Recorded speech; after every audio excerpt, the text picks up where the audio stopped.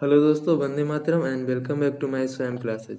तो आज देखिए, जैसा कि हम लोग जानते हैं कि आज 26 जनवरी है, तो आज हमारे लिए पूरे गर्व की बात है क्योंकि आज पूरे भारत में गणतंत्र दिवस के रूप में इसे मनाया जाता है, क्योंकि आज ही के दिन हमारा संविधान भी लागू हुआ था। तो इस बार का जो गणतंत्र दिवस है काफ़ी धूमधाम से भी मनाए जा रहे हैं। तो आप लोग इस बार का परेड जरूर देखें क्योंकि परेड में कुछ खास होने वाला है। इस बार का जो परेड है इसमें इसमें महिला फाइटर भावना कांत इस बार परेड का हिस्सा बनने वाली है। वो अपने फाइट को जेट जेट फाइट जो है उसे इस बार अपना प्रदर्शन करेगी। तो ये सारे करंट अफेयर एग्जाम के पॉइंट ऑफ व्यू से काफ़ी इंपॉर्टेंट होते हैं। तो आप लोग प्लीज़ मेरे चैनल को लाइक एंड सब्सक्राइब जरूर कर दें, ये स्वयं क्लासेस की तरफ से होते हैं। तो चलिए आज हम लोग 26 जनवरी का करंट अफेयर को देखते हैं। तो चलिए स्टार्ट करते हैं। देखिए क्वेश्चन नंबर 1 क्या है। हमारा आज का जो क्वेश्चन है, क्वेश्चन बोला जा रहा है कि हाल ही में योगी आदित्यनाथ ने युवाओं के लिए कौन से ऐसे ऐप को लॉन्च किया है। तो वो कौन सा ऐप है? उद्यमी सारथी ऐप। जी हाँ, उद्यमी सारथी ऐप को योगी आदित्यनाथ ने इसे लॉन्च किया है। ये देखिए, यही हमारे योगी आदित्यनाथ इन्होंने इस ऐप को लॉन्च किया है। इस ऐप की मदद से क्या होने वाला है कि राज्य भर में स्वरोजगार और नौकरी उद्योग से जुड़ी हर जानकारी आपको मिलेगी।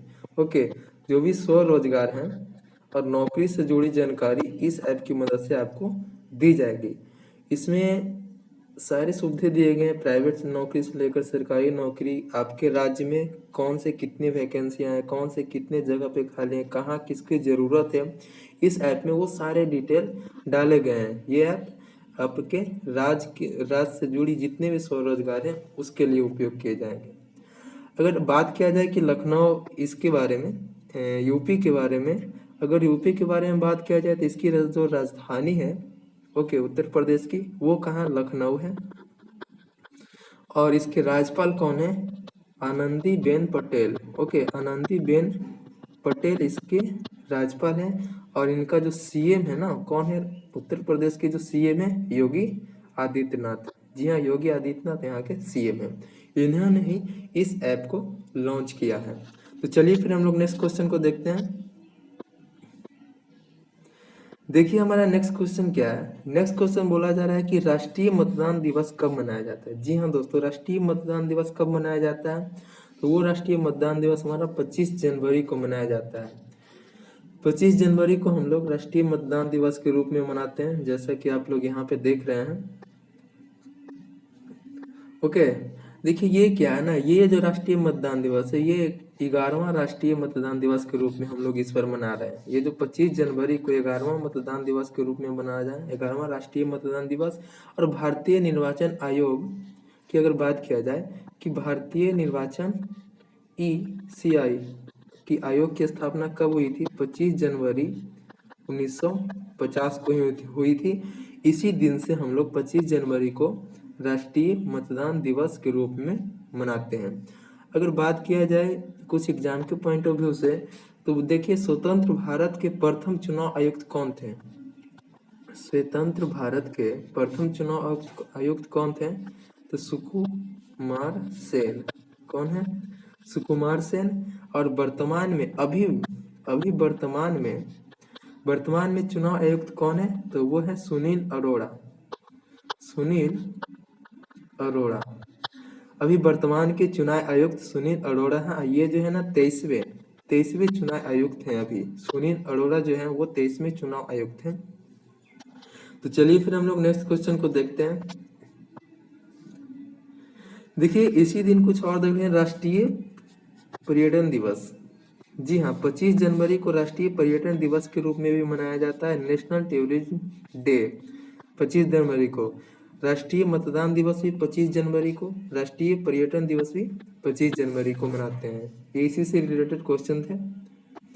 चलिए फिर नेक्स्ट क्वेश्चन को देखते हैं। देखिए नेक्स्ट क्वेश्चन क्या है हमारा कि राष्ट्रीय शिक्षा दिवस कब मनाया जाता है? अंतरराष्ट्रीय शिक्षा दिवस कब मनाया जाता है? तो वो 24 जनवरी को। जी हाँ, अंतरराष्ट्रीय शिक्षा दिवस 24 जनवरी को मनाया जाता है। ये पूरे विश्व स्तर पर इसे मनाया जाता है, इस शिक्षा को। ठीक ना। United national international day of education 24 जनवरी को मनाए जाते हैं, और 24 जनवरी के दिन ही 24 जनवरी 2019 को यह पहली बार अंतर्राष्ट्रीय शिक्षा दिवस के रूप में इसे मनाया गया था। उसी दिन से ये अंतर्राष्ट्रीय शिक्षा दिवस मनाया जाता है।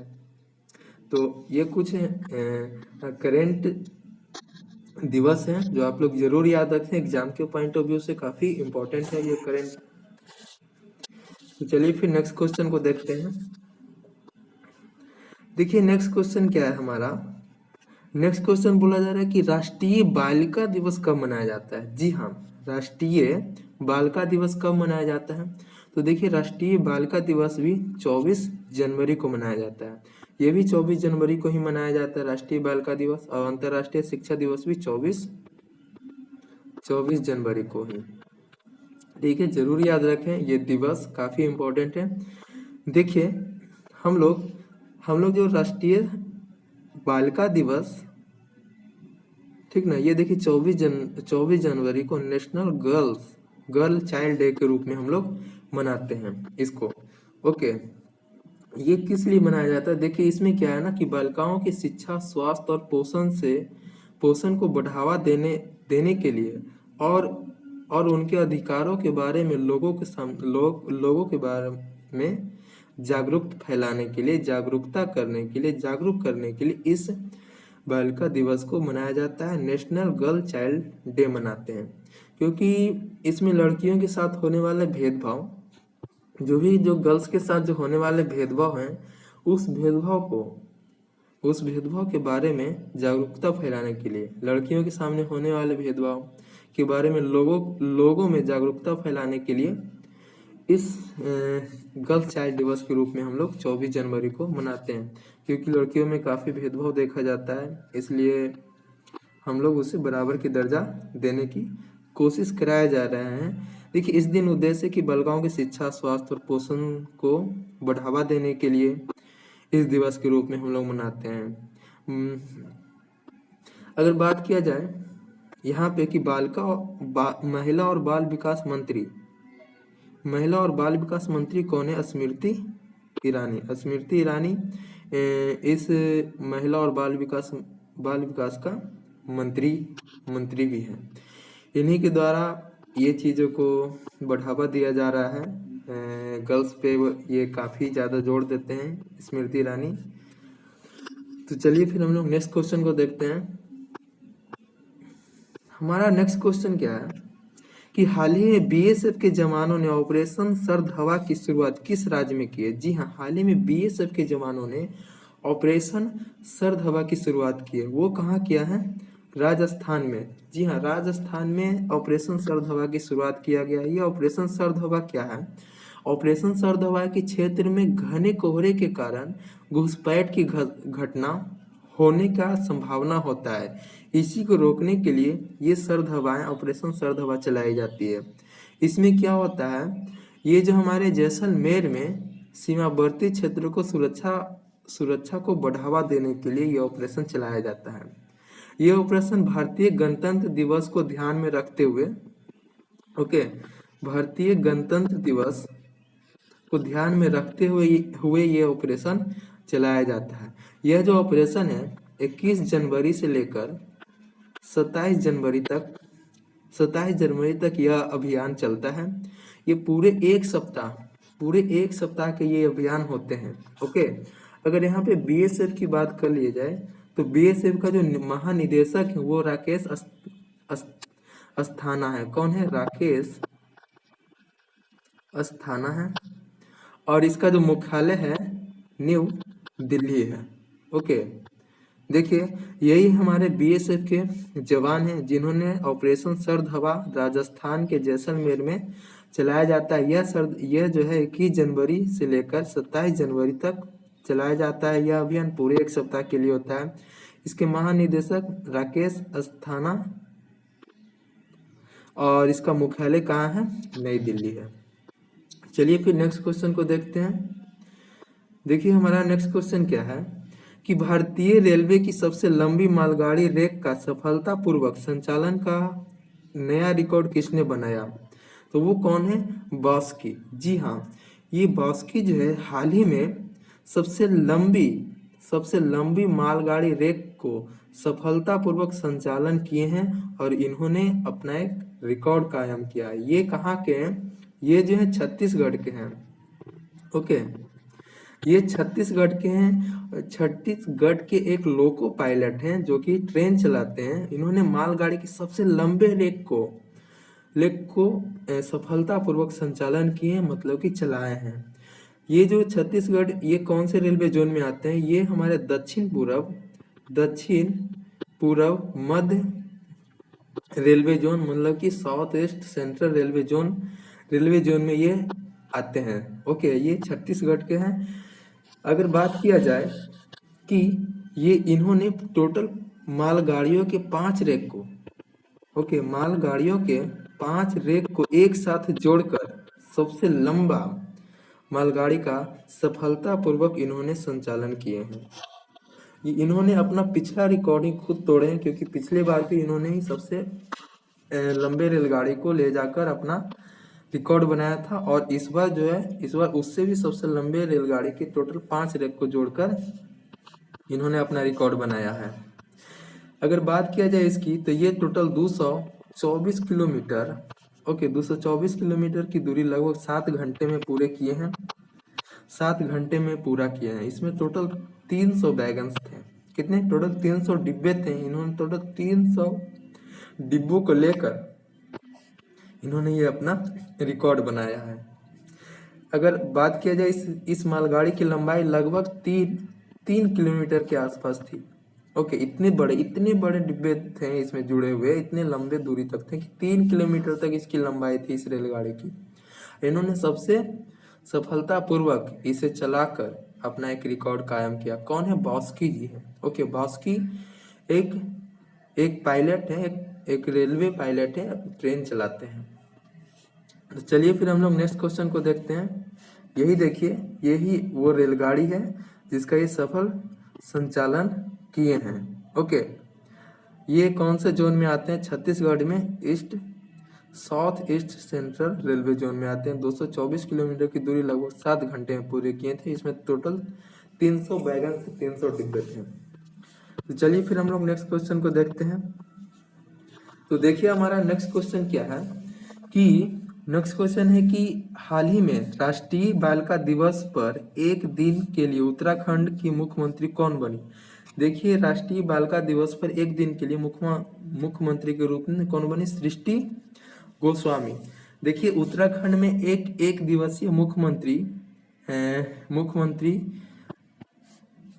का उद्घाटन किया जाता है। मतलब कि ये एक तरह का बोल सकते हैं कि एक दिन का एक पर्व के रूप में वहां मनाया जाता है, जिसमें एक दिवसीय मुख्यमंत्री के रूप में इसे वहां उत्तराखंड में मनाया जाता है। तो उसी के मुख्यमंत्री के रूप में, उत्तराखंड के मुख्यमंत्री के रूप में कौन? सृष्टि गोस्वामी को चुना गया है। वो एक दिवसीय मुख्यमंत्री के रूप में ये चुने गए हैं। अगर बात किया जाए, ये जो सृष्टि गोस्वामी है ना, हरिद्वार की है। ओके, हरिद्वार की 19 वर्षीय छात्रा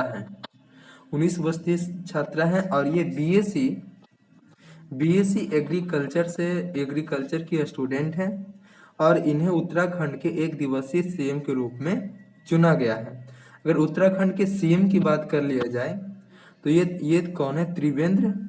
त्रिवेंद्र सिंह रावत यहाँ के सीएम हैं, और यहाँ के राज्यपाल बेबी रानी मौर्य हैं। कौन है? यहाँ का जो गवर्नर है बेबी रानी मौर्य। ओके, तो ये था कुछ एग्जाम के पॉइंट ऑफ व्यू से। सीएम और राज्यपाल जरूर याद रखें उत्तराखंड के।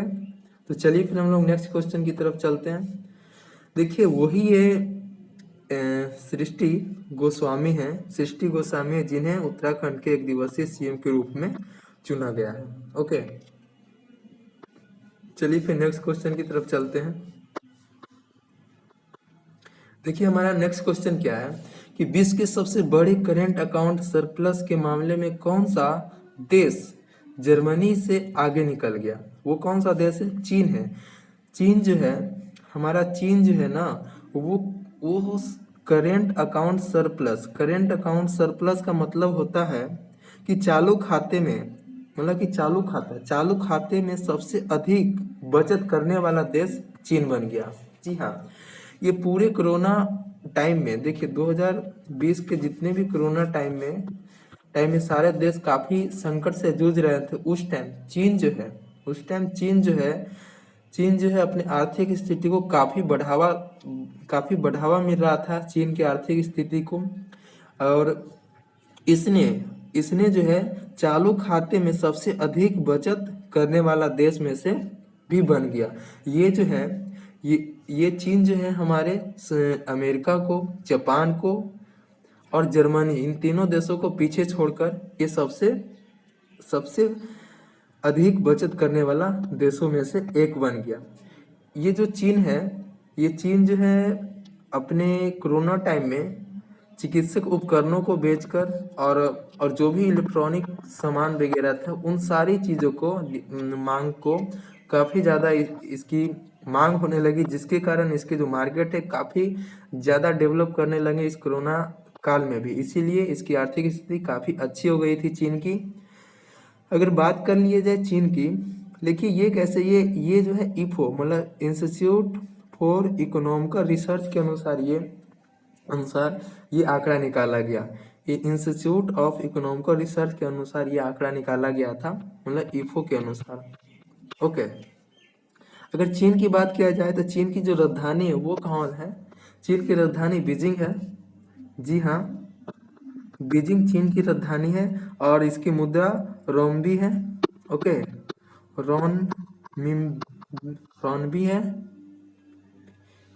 रोनमिंबी इसकी मुद्रा होगी। और इसका जो राष्ट्रपति शी जिनपिंग है, चीन के राष्ट्रपति कौन है? शी जिनपिंग है, जो कि तानाशाह के नाम से भी जाने जाते हैं, जिनपिंग है। तो चलिए फिर हम लोग नेक्स्ट क्वेश्चन को देखते हैं। यही है जो देखिए इंस्टीट्यूट फॉर इकोनॉमिकल रिसर्च के द्वारा यह आंकड़ा निकाला गया था, जिसमें ये चालू खातों में सबसे अधिक बचत करने वाला देश चीन बना था। ये संयुक्त राज्य अमेरिका, जापान, जर्मनी, इन सभी देशों को पीछे छोड़कर ये सबसे अधिक बचत करने वाला देश बन गया। चीन की राजधानी बीजिंग है और रोनमिंबी इसकी जो मुद्रा है, और चीन की जो राष्ट्रपति है शी जिनपिंग है। तो चलिए नेक्स्ट क्वेश्चन को देखते हैं। ये हमारा नेक्स्ट क्वेश्चन है।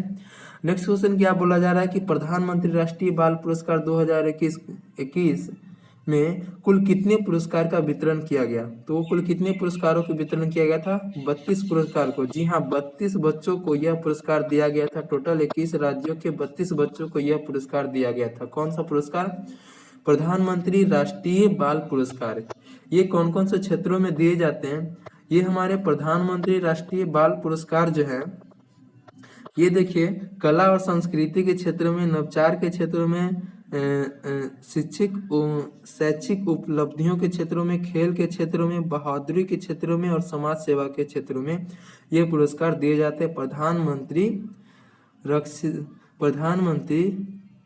राष्ट्रीय बाल पुरस्कार। देखिए कला और संस्कृति के क्षेत्र में टोटल 7 पुरस्कार दिए गए थे, नवाचार के क्षेत्र में 9 पुरस्कार दिए गए थे, और शैक्षिक उपलब्धियों के क्षेत्र में 5 पुरस्कार दिए गए थे, खेल में 7, बहादुरी के क्षेत्र में 3 पुरस्कार दिए गए और समाज सेवा में 1 पुरस्कार दिए गए। टोटल 32 पुरस्कार दिए गए थे और 32 बच्चों को यह पुरस्कार दिए गए थे। टोटल 21 राज्यों के 32 बच्चों को यह पुरस्कार दिया गया था, प्रधानमंत्री राष्ट्रीय बाल पुरस्कार। ओके, तो फिर हम लोग चलते हैं दोस्तों, मिलते हैं नेक्स्ट वीडियो में। जय हिंद, वंदे मातरम। आप लोग प्लीज मेरे चैनल को लाइक एंड सब्सक्राइब जरूर कर दें, क्योंकि हम लोग डेली करंट अफेयर इस चैनल पे लाते रहते हैं स्वयं क्लासेस की तरफ से। तो ओके, थैंक यू, धन्यवाद, वंदे मातरम।